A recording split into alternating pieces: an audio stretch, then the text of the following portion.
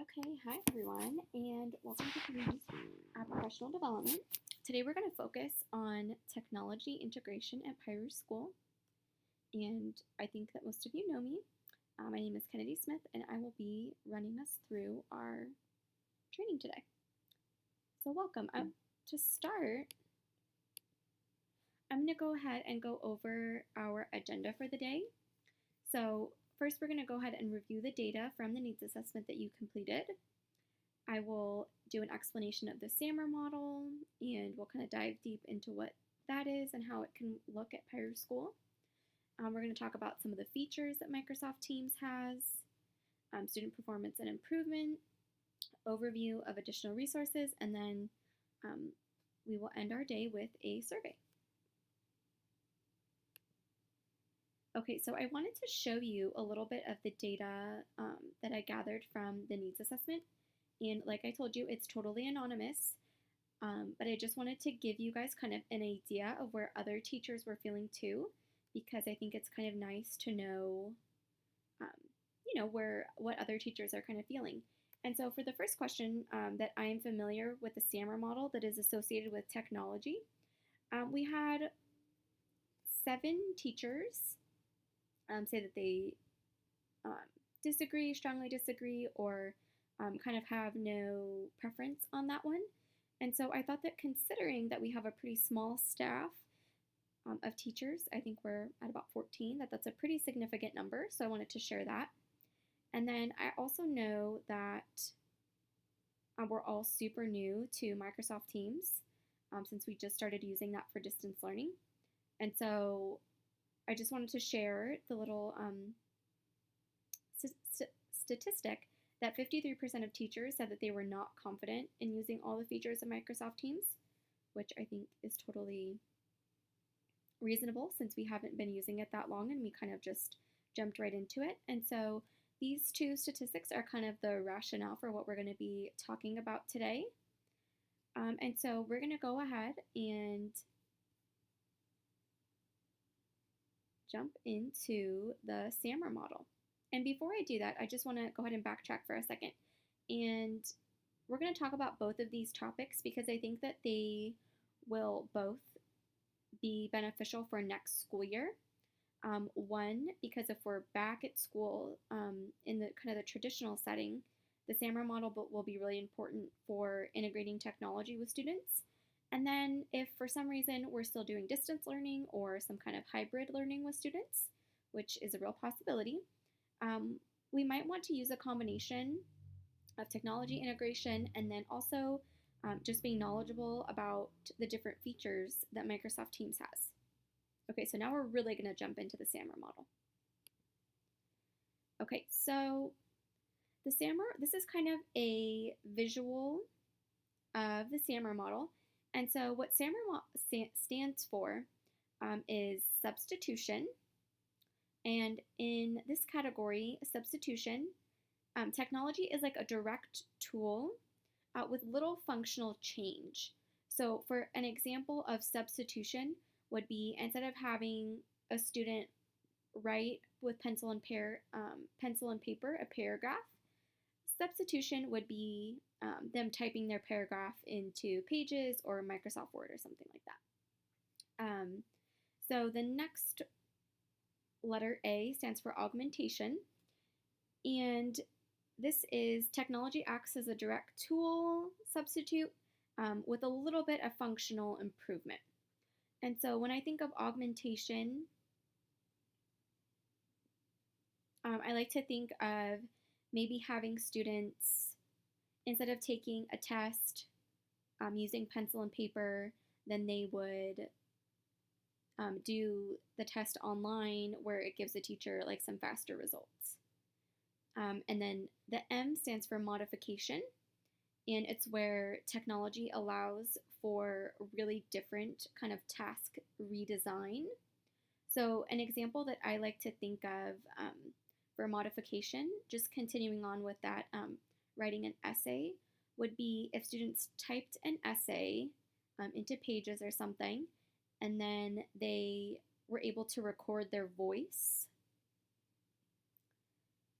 reading the essay, and then maybe transforming that into a shareable video that they could share with parents. And then the R stands for redefinition. And so redefinition is kind of where students are able to use technology that creates totally new tasks that without the technology would not be possible. And modification and redefinition have that in common, where without the technology, it wouldn't be possible. But redefinition kind of takes it to the next level. So, an example of redefinition would be having students maybe create a podcast to share information. And so instead of typing up their essay, now they're going to record it and share it with other students or parents or something like that. And so the way that I like to look at it, I think this is a really great visual, is also kind of on the dirt here. It shows for substitution and augmentation that technology is kind of enhancing the learning. And then over here for modification and redefinition, it's really transforming the way that students are learning. And so I know that there's a lot of pressure out there to really integrate with technology and to do all of these fancy and amazing things. And so while we do really want to get into those modification and redefinition categories of technology integration, just also be aware that using substitution and augmentation is okay too, but the deeper that you go into like modification and redefinition,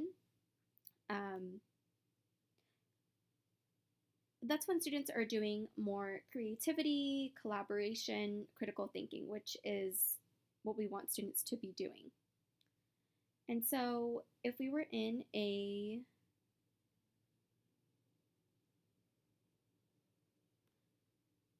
traditional professional development setting where we had a real audience, I would ask them one way that they integrate technology into their classroom, and then what category would that fall under. And so I would ask them to think, pair, share with someone at their table. So I would go ahead I will go ahead and share maybe a way that I use it in my classroom. So something that I like to do during Daily 5 is to have my students practice their fluency. And so a way that I found students really enjoy doing that is by I will create a keynote for students that has different reading passages at their level, and then I will have them record their voice reading the passage, and then they listen to it again for fluency. And so they're kind of doing a self-check for that. And so that I would categorize that as going into augmentation because it's kind of enhancing fluency, but it's not really changing, it's not really significantly changing the task, and students are definitely not creating anything for that. Okay, I'm going to kind of move forward through this. So next, I would have you guys have participants scan the QR code and read this article about the SAMR model. But I'm going to go ahead and skip to the part about Microsoft Teams, since in this video I kind of want to be able to hit on both topics. So I'm going to go ahead and go to Microsoft Teams and distance learning. And so just some things to think about as I'm going through. Distance learning is definitely not ideal. As teachers, I think we all really want to be in the classroom right now. But I know I personally have seen students who might be like more shy or not as willing or eager to participate in class. They really are during distance learning because this is an opportunity for them to kind of have the time to think a little bit more about their answers and then type it in. Microsoft Teams and distance learning definitely allow students to collaborate with one another. Something to think about is how can we improve classroom management going forward with distance learning. I know it's certainly in my own classroom has been difficult at times to teach to 20 students or meet with 20 students when we have a whole class meeting, and especially because we can't see all the students at one time. So again, if this was a traditional setting, I would have teachers go ahead and just discuss for a moment and see and kind of share their experiences, pros and cons of using Microsoft Teams and distance learning. But I'm going to go ahead and jump ahead to how we can differentiate with Microsoft Teams. And so if we are going to continue with this in the fall with distance learning, something that I'll definitely be doing and I think would be great for teachers is to create small reading groups using private channels. So I could use those private channels to share just with specific students, share reading articles or things at their level. I'll definitely schedule meetings with small groups of students, assigning partner work where students can call and chat with one another to complete assignments. That would be a great way to differentiate.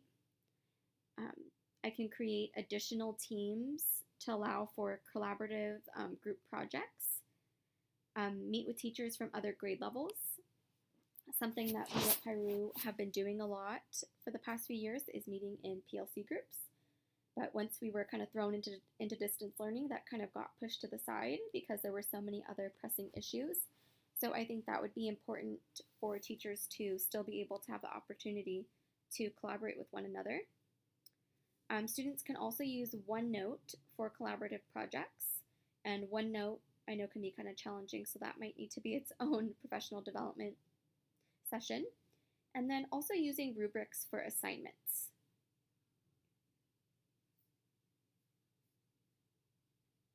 Okay, and then I'm going to quickly go through two more things. So I just want to go ahead and share some positive things that Microsoft Teams can have on student learning. So differentiation, we all know that's key and what helps students to be successful.